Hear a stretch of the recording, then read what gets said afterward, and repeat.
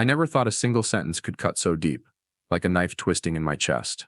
It was Monday, and Denver was freezing, 25 degrees Fahrenheit, as I sat in the meeting room at Archer Systems, clutching a cold Starbucks coffee. Across from me was my new boss, Greg Mitchell, about 35, decked out in an expensive suit, hair slicked back with gel, his smug grin practiced to perfection, like he'd rehearsed it in front of a mirror 100 times. "Nathan," he said, his voice smooth as a TV ad, "we're restructuring. We need fresh energy. You get it, right? 10 years. 10 years of sweat, sleepless nights, and building the software that kept Archer Systems standing. Early mornings when the sky was still dark, late nights fixing bugs while the office was empty, vacations I skipped, all to create what they called the heart of the company. I didn't need applause, just respect. But Greg, a guy who hadn't even figured out the office coffee machine, had just stabbed me in the back on his first day as boss. He thought I'd bow my head, thank him, and vanish. He had no idea I held the key to bringing his whole company down, the software patent, in my name ironclad. This Friday, when the license expired, Greg would learn a costly lesson. Never underestimate the man who built the foundation of your empire. The meeting room was small, fluorescent lights glaring in my eyes, making the coffee in my hand feel even colder. Outside the window, the Rocky Mountains loomed in the distance, a faint reminder of the rare hiking trips I'd taken. Archer Systems was nestled near downtown Denver, a few blocks from the 16th Street Mall, its modern office filled with glass doors and the hum of printers. The air was chilly, not just from the January weather, but from the tension rippling through the cubicles as whispers of restructuring spread.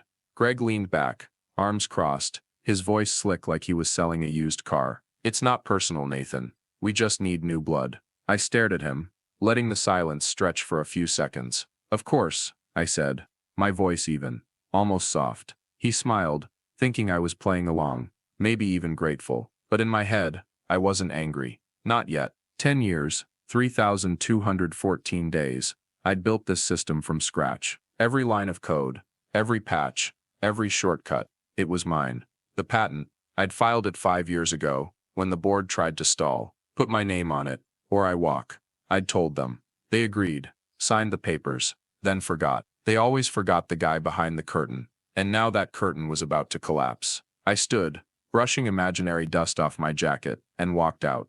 The door clicked shut behind me, a small sound like a period at the end of a sentence. The hallway stretched long, fluorescent lights buzzing overhead, co-workers hunched over their screens, whispering. The news spread fast, like it always did in corporate buildings. No one met my eyes. I passed Mark Thompson's desk, a lanky IT guy, tapping away at his keyboard. He glanced up, his eyes flickering with unease, then looked away. Loyalty, it turned out, was something people tossed aside when it got inconvenient. I reached my desk and started packing, slow and deliberate. A photo of me and my brother Ethan on Pikes Peak from last year, the last time we talked before he told me I was wasting my talent at Archer. Ethan, 3 years older, always thought I should be doing something bigger than slaving away at a company. I slipped the photo into my bag, not wanting to dwell. A chipped coffee mug, one I kept because I was too lazy to buy a new one. A tiny cactus I called Spike, somehow surviving 3 office moves. I moved carefully, letting the routine keep me steady. But when I picked up my laptop, the sting of betrayal crept in. Not anger, not sadness, but something heavier. I'd built this system through nights without sleep, when the budget couldn't afford another engineer. I'd documented every step, locked it down with keys only I held. The patent wasn't just paperwork. It was proof I wasn't invisible. Greg didn't know. Nobody did. Not even Megan Walsh, the young woman hired to replace me, who I'd heard was starting this week. They thought I was just an engineer, a cog they could swap out. They didn't know I was the foundation. That moment, standing in the middle of the office, I realized the power I held. My heart pounded, but my face stayed calm. The version of me they all knew. Steady, confident, quiet. Greg thought he'd won, but he'd just started a game he didn't know the rules to. The software license would expire at 11:59 p.m. on Friday, and if I didn't renew it, Archer Systems would grind to a halt. No hacking, no sabotage, just the rules I'd set from the beginning. I grabbed my bag and left the office without looking back. Outside, the cold wind carried the scent of coffee from a nearby Starbucks. Back at my apartment, in Capitol Hill, I sat by the window, watching Denver's lights twinkle. The temperature had dropped to 20 degrees Fahrenheit, but I didn't feel the cold anymore. I opened my laptop and checked the cloud storage where I kept the patent files. Everything was intact, untouchable. Instead of anger, a plan started to take shape. I had two choices: renew the license quietly and walk away, or let the system switch to restricted mode, locking everyone out but me. I sipped my tea, and a smile crept across my face. Sharp, not like Greg's, but something I'd forged myself. He thought I was a pawn he could remove. He didn't know I was the one holding the board. Friday would be a day he'd never forget, and I wouldn't even need to raise my voice. I closed my laptop and looked out at the city. Denver was alive, pulsing, and I knew I was too. The real fight was just beginning. Tuesday morning, I walked into the Archer Systems office like I had for the past 10 years. But the air felt different. It wasn't my home anymore. It was a battlefield, and I knew I held the upper hand. Denver was still cold, 28 degrees Fahrenheit, the wind sweeping through downtown, carrying the scent of coffee from Bean Cycle, a local shop a few blocks away. I passed through the glass doors, fluorescent lights glaring, the clatter of keyboards mixing with ringing phones and hushed whispers. Everyone knew I'd been fired, but HR hadn't processed the paperwork yet, so I was still here, still expected to be professional. I smiled, not the friendly grin they were used to, but something sharper, like the edge of a blade I was quietly sharpening. I reached my old desk, but it wasn't mine anymore. A young woman, about 25, with her hair tied high, sat there, eyes glued to the screen with a look of nervous focus. She jumped up when she saw me, flustered. "Oh, sorry, I didn't know you'd be coming in," she said, her voice trembling slightly. Megan Walsh, the new hire brought in to replace me, according to office gossip. She seemed sharp, but her eyes betrayed her. She was overwhelmed. "No worries," I said, pulling a chair beside her. "I'm here to help."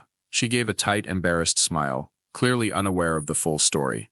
I didn't blame her. Megan wasn't the problem. She was just a symptom of a deeper sickness in this company, where they thought experience could be swapped out like a burnt-out light bulb. I started explaining the system, showing her the user interface, the code-based structure, how the client dashboards worked. "It's more complex than I expected," Megan admitted, scribbling notes frantically. I nodded. They always say it's simple. The truth was, this system wasn't built for beginners. Archer Systems managed hundreds of millions of dollars in client data, from finance firms in Chicago to startups in San Francisco. Every corner of the architecture demanded precision, depth, experience, things Greg Mitchell didn't have, and Megan couldn't fake. I kept my voice even, calm, guiding her through the basics. But in my mind I was counting down. 4 days left until the software license expired. Yes. And I hadn't decided whether to pull the trigger. Mid-morning, I noticed something off. A small alert flickered in the system logs when I checked the server from my account. Warning: license expiration in 96 hours. No one else saw it because no one knew where to look. The system was whispering to me, the way it always had. I closed the window, making sure Megan didn't notice. But in that moment, I felt my power. Not the loud, showy kind Greg flaunted, but something quiet, sharp, unstoppable. At lunch I headed to Bean Cycle, sitting by the window with my laptop open. I checked the patent files in my cloud storage, rereading every line. All rights, including derivative systems and extensions, remain the sole property of the original architect, unless expressly transferred through a written agreement. There was no such agreement. Archer Systems never thought they'd need one.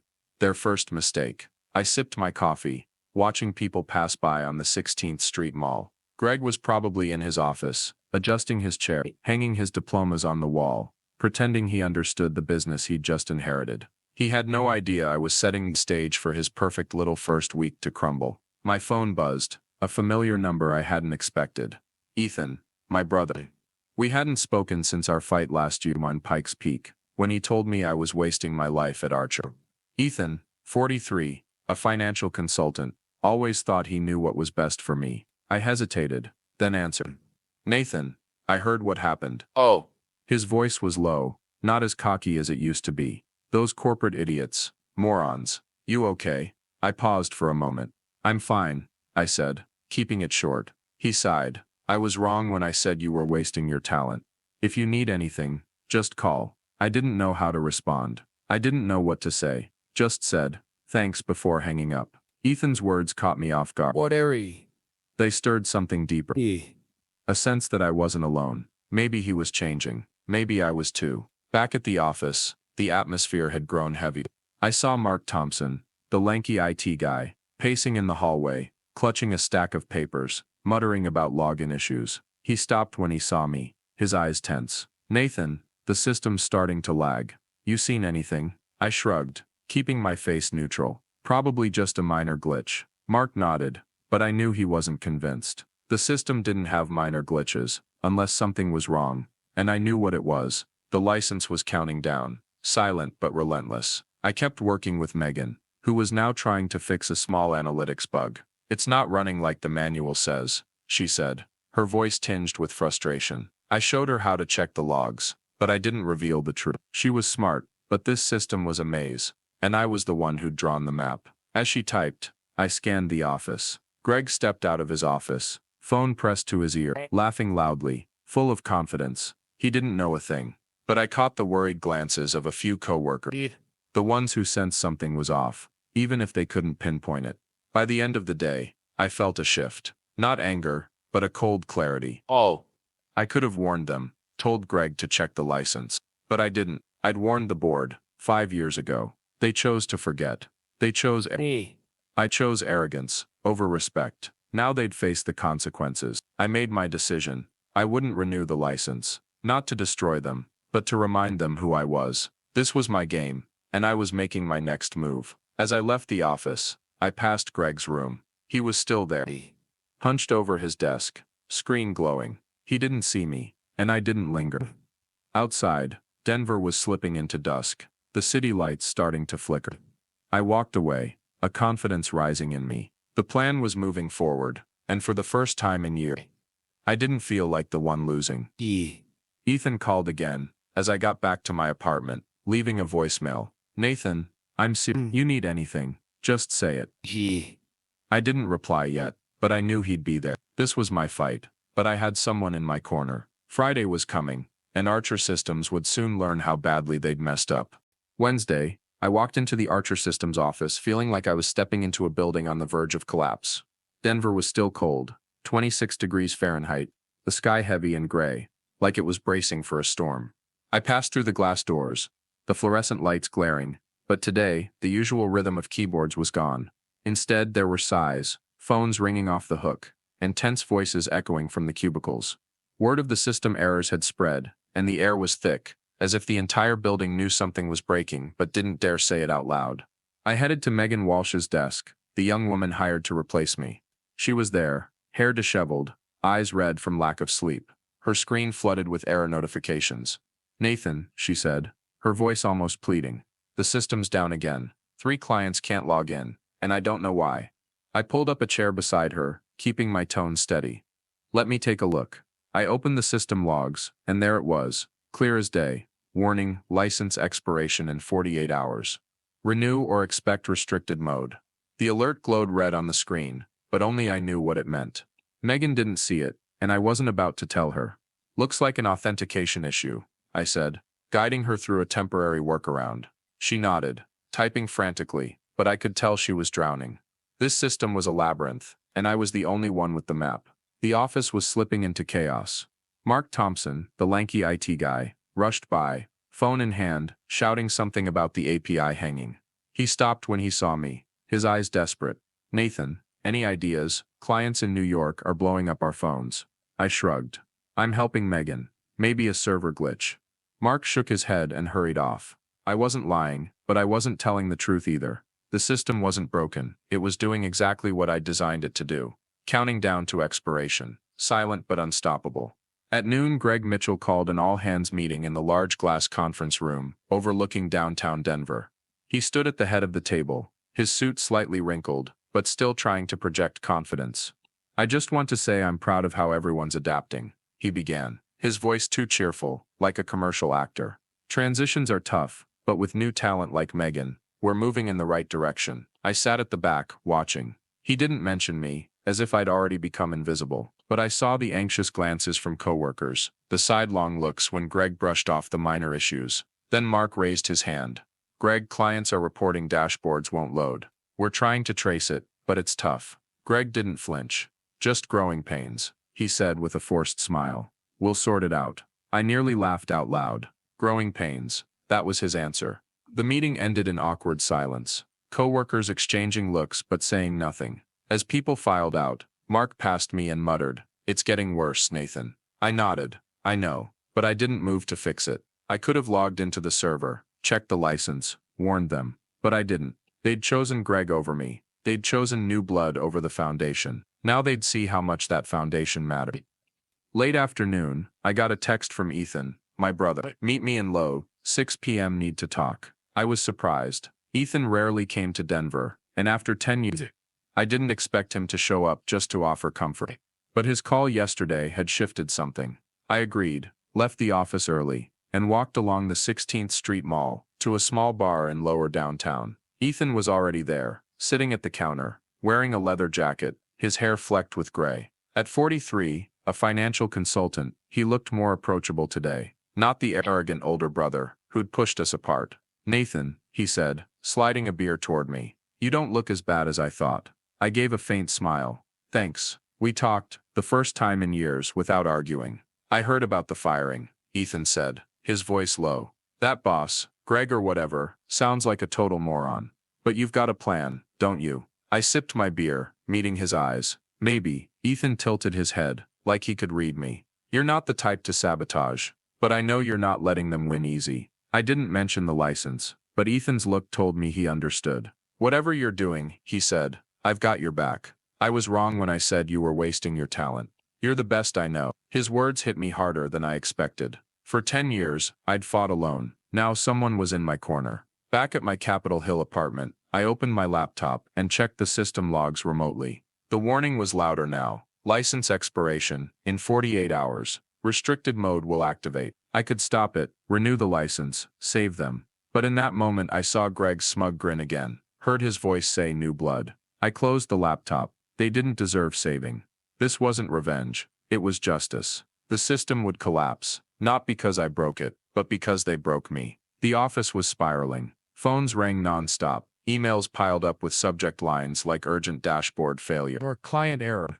Megan was on the verge of panic, asking me endless questions about errors she couldn't grasp. "Nathan, it's not working," she said, her voice shaking. I guided her, but I didn't reveal the real cause. Greg appeared a few times, face flushed, voice strained, yelling into his phone. He still hadn't connected the dots, still thought these were minor issues. But I saw the panic in his eyes, even as he tried to hide it. As I left the office, Denver had darkened, the city lights twinkling. I felt stronger, not just because of the plan, but because of Ethan. He didn't just call, he showed up, stood by me. I wasn't alone anymore. Friday was 2 days away, and Archer Systems was about to learn a lesson they'd never forget. I walked on, head high, ready for the next step. Thursday, I walked into the Archer Systems office like I was stepping onto a sinking ship.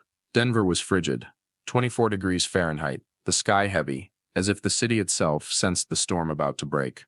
I passed through the glass doors, the fluorescent lights flickering, no longer hiding the chaos. Phones rang relentlessly, shouts echoed from the cubicles, and the burnt smell of overbrewed coffee from the office machine thickened the air. Today was the last day before the software license expired, and I knew, even if no one else did, that Archer Systems was teetering on the edge. I headed to Megan Walsh's desk, the young woman hired to replace me. She was there, face pale, hands trembling as she typed. Her screen flooded with red error alerts. "Nathan, it's bad," she said, her voice nearly breaking. "The client dashboards won't load, and a firm in Chicago is threatening to sue." I sat beside her, keeping my demeanor calm. "Let me check." I opened the system logs, and the warning was unmistakable. "License expiration in 14 hours. Restricted mode will activate at 11:59 p.m. EST. I closed the window before Megan could see. "Might be an API issue," I said, guiding her through a temporary patch. She nodded, but her eyes were hollow. She couldn't keep up, and I wasn't surprised. This system was a beast only I knew how to tame. The office was unraveling like a kicked beehive. Mark Thompson, the lanky IT guy, rushed by, hair disheveled, clutching a stack of scribbled client notes. "Nathan," he called, his voice panicked. "The internal dashboards are down too. You seeing anything?" I shrugged. "I'm helping Megan. Maybe check the servers." Mark shot me a look, like he suspected something, but said nothing and ran off. I didn't feel guilty. They'd had their chance to respect me, and they'd chosen Greg Mitchell, the new boss, with his smug grin and empty talk of restructuring. Mid-morning, I got a text from Ethan, my brother. You good? I'm in Denver till tonight. Call if you need me. After our meeting in Lodoo yesterday, his presence, even through a text, made me stronger. Ethan, 43, once thought I was wasting my talent, but now he stood behind me, no judgment. I texted back, I'm fine, thanks. I didn't mention the plan, but I knew he'd have my back, whatever I did.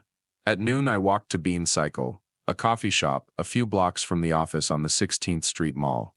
I sat by the window, opened my laptop, and pulled up the draft of the license revocation letter. It was short, legal, razor sharp, per patent number 118543B. Ownership of all proprietary systems remains with the original architect. Access is revoked, effective immediately. I read it over, checking for any flaws. The email was set to go out tomorrow morning at 6 a.m., just as the system switched to restricted mode, right when the biggest clients logged in for their weekly reports. I sipped my coffee, watching the crowd outside. Greg was probably in his office, yelling into his phone, thinking he still had control. He didn't know his ship was already taking on water. Back at the office, the chaos had peaked. An email from the COO of a financial firm in Chicago, CC'd to 3 board members, demanded answers about the dashboard failures. Greg stormed out of his office, face flushed, tie askew, voice strained. "Megan," he shouted. "What did you do to let this happen?" Megan shrank, mumbling something about trying to fix it. I stood there, silent, watching. Greg didn't look at me, but I saw the panic in his eyes. He was starting to suspect, but he still hadn't put it together. By the end of the day, I was back at my Capitol Hill apartment. Night had fallen, Denver's lights twinkling through my window. I opened my laptop, checked the system logs one last time. The warning was a death knell now. License expiration in 4 hours. I could stop it, renew the license, save them. But I saw Greg's voice again. We need new blood. I remembered the sleepless nights, the ideas I pitched that were ignored, the years I was invisible. I opened my email, attached the revocation letter, and scheduled it for 6 a.m. I clicked schedule, then closed the laptop. My heart pounded, but I didn't waver. This wasn't sabotage, it was what they'd brought on themselves. My phone buzzed. Text from Ethan. "Whatever you're doing, I know it's right. Stay strong, Nathan." I smiled, feeling bolstered. For 10 years, I'd fought alone. Now, I had someone in my corner, even if just through a text.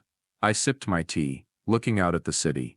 At 11:59 p.m., the system would lock. No hacking, no destruction, just the rules I'd set from the start. Friday morning, I woke at 5 a.m. Before my alarm, I sat by the window, sipping coffee, watching Denver come to life. At 6 a.m., the revocation letter went out to the executive team, legal counsel, and Greg. I opened my remote monitoring panel, a quiet backdoor I'd built to view system diagnostics. At 7:32 a.m., the alerts began. Core modules offline. Authentication server not responding. Client dashboards froze. Access denied. Invalid license. It had begun. My phone buzzed. Megan was calling. I let it ring once, then answered on the second.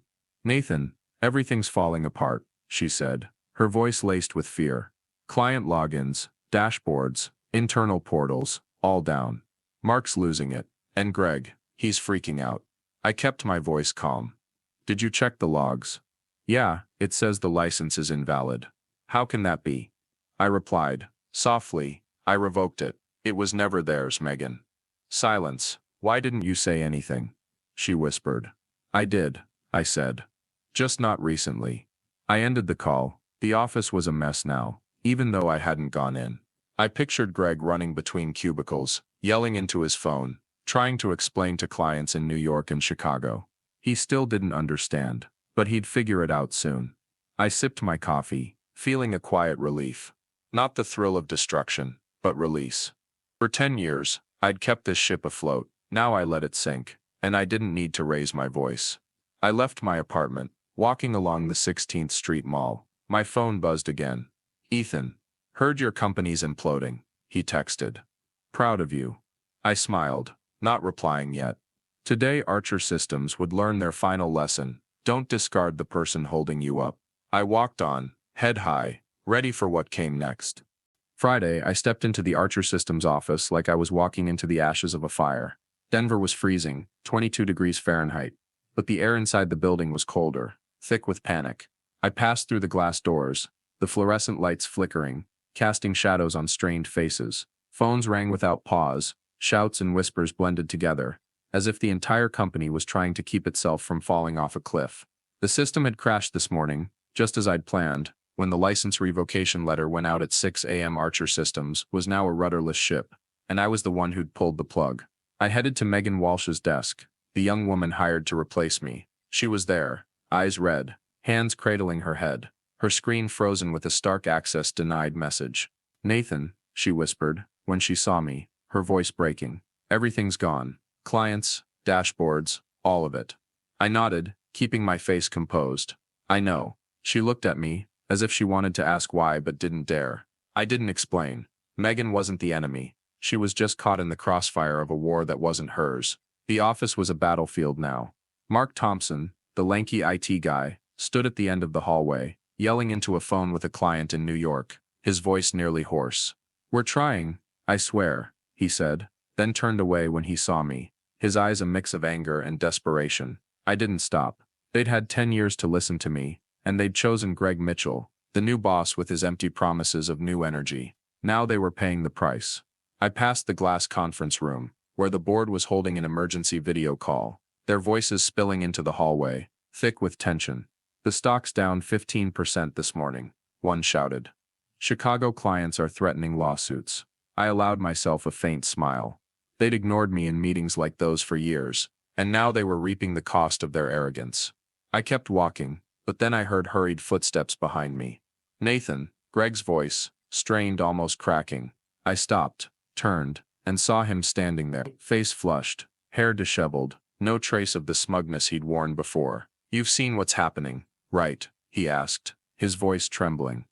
"The system's down, clients are threatening to sue, the board's losing it. What the hell is going on?" I looked at him, letting the silence stretch, the way he'd done to me on Monday. "I revoked the license," I said, my voice even, cold. "The system belongs to me, it always has." His mouth opened, then closed, like a fish gasping for air. You can't do that," he stammered.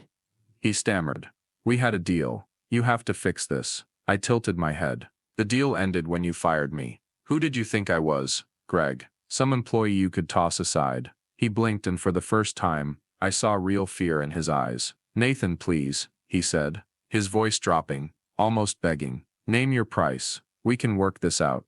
I nearly laughed. He wanted to negotiate now, with the company in flames. "You don't get it, do you?" I said. "This isn't about money. You fired the person holding this company together. Now you're seeing what happens when that person walks away." I turned, leaving him standing there, silent, powerless. Nearby coworkers glanced over, but no one spoke. The air had shifted. They knew I wasn't invisible anymore. Back at my Capitol Hill apartment, I sat by the window, watching Denver's lights twinkle. My phone buzzed. "Ethan," I answered. "Nathan, I heard the news." His voice was low, tinged with pride. "That company's done for. You pulled it off." I smiled. "Thanks." Ethan paused. "I know you didn't do this out of spite. You did it because they deserved it." "I'm proud." His words lifted the last bit of weight I'd been carrying. For 10 years I'd fought alone. Now I had my brother, not just a witness, but someone who believed in me. I opened my laptop, checked my inbox. Dozens of emails from Archer's competitors, tech firms wanting to hire me, but I deleted them all. I didn't need to work for anyone else. Archer Systems was crumbling. News was spreading online, with headlines like "Massive System Failure at Archer Systems," and "Clients Furious. Stock plummets 19%. I didn't need to give interviews or gloat. They were destroying themselves, and I just had to watch. As I left my apartment, I walked along the 16th Street Mall, feeling lighter. Not triumph, but freedom. Greg could beg, the board could panic, but they couldn't touch me anymore. I'd stepped out of Archer's shadow, and for the first time in 10 years, I felt truly alive. Ethan texted again. "Stay strong, Nathan. You're the best." I didn't reply, but I knew he was right. Justice had been served, and I was ready for the next chapter. Saturday morning, I stood on the balcony of my Capitol Hill apartment, watching the early sunlight spill over Denver. The air was still cold, 20 degrees Fahrenheit, but there was a softness to it, as if the city was breathing with me. For 10 years, I'd lived in the shadow of Archer Systems, pouring my sweat and sacrifices into a company that fired me at the whim of a new boss who didn't even know my name. But today, I wasn't Nathan Carter from Archer anymore. I was the man rewriting his own story, and for the first time, I felt free. My phone buzzed with a text from Ethan, my brother. Meet me at Bean Cycle, 9 a.m. No excuses. I smiled. After his call and our meeting in Lodo, Ethan had become more than just a supporter. He was someone I could lean on. Ethan, 43, once thought I was wasting my talents slaving away at Archer, but now he was the first to believe I could build something bigger. I replied, I'm in. I threw on a jacket, stepped outside, and felt like each step was a declaration. I no longer belonged to the past. Bean Cycle, a few blocks from the 16th Street Mall, was bustling as always on a Saturday morning, the smell of roasted coffee mingling with the hum of conversation. Ethan was already there, sitting by the window, wearing a casual button-up, none of the sternness of the financial consultant I used to know. Nathan, he said, sliding a coffee toward me, you look like a guy who just won the world. I gave a faint smile, not quite, but close. We talked, not about Archer, but about what came next. I know you've got a plan, Ethan said, his eyes sharp. Spill it. What are you building? I sipped my coffee, gazing out at the busy Denver street. A company, I said, not like Archer. No useless managers, no culture that spits on the people doing the real work. A place where guys like me have a voice. Ethan nodded, unsurprised. I knew you'd pull it off. But you need capital, right? I nodded. Got someone interested. I told him about Laura Bennett, an investor I'd met years ago at a tech conference in Boulder. Laura, about 50, ran a small but respected venture fund in Denver. She remembered my name when no one else did, and this week, she'd called, wanting to meet. Ethan raised his coffee cup, like a toast. That's you, Nathan. Always one step ahead. That afternoon, I headed to Laura's office in downtown Denver, a few blocks from Coors Field. The office was bright, with big windows looking out at the Rocky Mountains, a far cry from the stifling air of Archer. Laura greeted me with a warm smile. Nathan Carter, she said, shaking my hand. Word travels fast. Archer Systems is imploding, and I'd bet you had something to do with it. I smiled, neither confirming nor denying. We sat down, and I laid out my vision, a lean tech company focused on engineers, where creativity was valued, not crushed by bureaucracy. No guys like Greg Mitchell, I said, and Laura laughed out loud. I like that, she replied. Tell me what you need. I pitched my plan, a new data platform, more secure, faster, built for mid-sized businesses, not giants like Archer. I wanted engineers to own their work, not just be cogs in a machine. Laura listened, nodded, jotted notes. When I finished, she looked at me. We'll fund it. Whatever you need, just say. I shook her hand, feeling like I'd laid the first brick of a new empire. Not Archer Systems, but something mine, built from my own sweat and vision. Back at my apartment, I got a text from Greg. Nathan, I resigned. Effective immediately. Hope you're happy. I read it, then deleted it. Happy? Not quite. This wasn't about the thrill of destruction. This was about justice. Greg and Archer thought they could erase me, but they didn't know I'd evolved. I didn't need to watch them fall anymore. They'd done that themselves. The news was everywhere. Archer Systems loses 25% of stock value in 2 days. Clients flee to competitors. Company faces lawsuits. I didn't need to give interviews or gloat. The truth spoke for me. That evening, Ethan came to my apartment. We sat on the balcony, watching Denver glow under the city lights. I remember the last time we really talked, Ethan said, his voice low, up on Pike's Peak. I was wrong when I said you were wasting your life. You're the strongest person I know. I looked at him, feeling 10 years of distance melt away. You're not so bad yourself, I said, and we laughed, the first time in years without any tension. Ethan raised his beer. To you, Nathan, and to your new company. I clinked my glass, feeling a bond that didn't need words. Our subplot, conflict, doubt, then reconciliation, had come full circle, leaving a relationship stronger than ever. I opened my laptop, started a new document, and titled it Foundations. Not just a business plan, but a blueprint for a company that didn't see loyalty as a weakness, or quiet as small. A place that valued the people who built the walls, not just those who stood on them. As I typed, my phone buzzed, an email from one of Archer's competitors, offering double my old salary. I deleted it. I was done building someone else's dream. I was building my own. Looking back, I realized this wasn't just a story about Archer Systems. It was about me, about the early mornings I showed up, when the sky was still dark, the weekends I spent fixing someone else's mistakes, the ideas I pitched in meetings, only to be ignored. They tried to erase me, but I didn't disappear. I became someone they could never reach. Justice, it turns out, isn't about destroying the people who hurt you. It's about becoming the best version of yourself, far beyond their grasp. I stood up, stepped back onto the balcony, and looked out at Denver stretching before me, alive, full of possibility. This wasn't revenge, it was a beginning. And if you're hearing this story, I hope it reminds you that no matter who tries to bring you down, you have the power to rewrite your own story. Thank you all for following my journey. If this story inspired you, please hit that like button, subscribe to the channel, and ring the bell so you don't miss what's next. Let's build something bigger together, shall we?